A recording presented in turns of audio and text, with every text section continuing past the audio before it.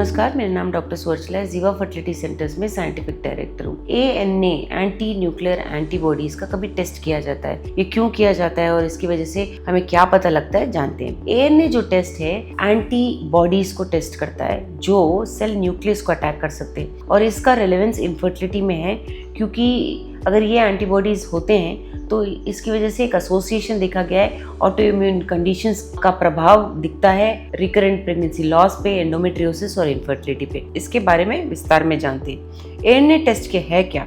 ANA test जो है anti nuclear antibodies को देखता है आपके ब्लड में, और ये एक तरह के एंटीबॉडीज हैं जिन्हें हम ऑटो एंटीबॉडी कहते हैं। इसका मतलब ये है कि ऑटो एंटीबॉडीज इम्यून सिस्टम के द्वारा ही पैदा होते हैं, बट अपने बॉडी को ही अटैक करते हैं, हेल्दी सेल्स को और टिश्यू को अटैक करते हैं और वायरस और बैक्टीरिया को अटैक नहीं करते।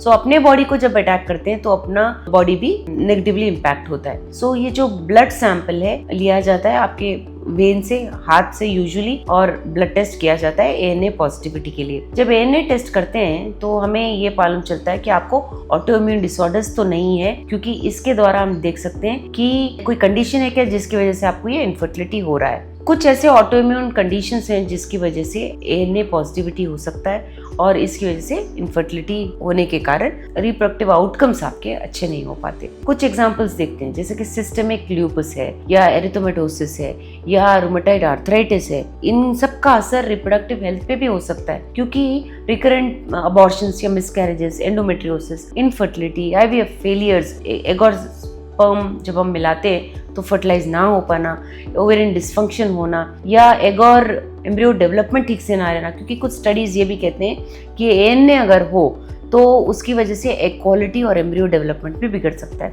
रिकरेंट प्रेगनेंसी रेट भी ज़्यादा होता है। ANA महिलाएं जिनको पॉजिटिव होता है ये, उनमें इम्प्लांटेशन रेट और प्रेगनेंसी रेट कम देखा गया है। यूजुअली जब ये पॉजिटिव होता है तो आपको एक स्पेशलिस्ट को कंसल्ट करना चाहिए, क्योंकि ऑब्स्टेट्रिशियन या फर्टिलिटी स्पेशलिस्ट देखते हैं कि आपको इसके लिए क्या दवाई देनी चाहिए और आपका रिप्रोडक्टिव इम्यूनोलॉजी को बढ़ाना चाहिए। मैटरनल और फीटल मेडिसिन स्पेशलिस्ट भी देखते हैं कि अगर आप प्रेग्नेंट हो गए तो इसे कैसे बरकरार रखना चाहिए और हेल्दी आउटकम कैसे होना चाहिए। इसके बारे में और जानकारी के लिए अवश्य जीवा फर्टिलिटी सेंटर आएं।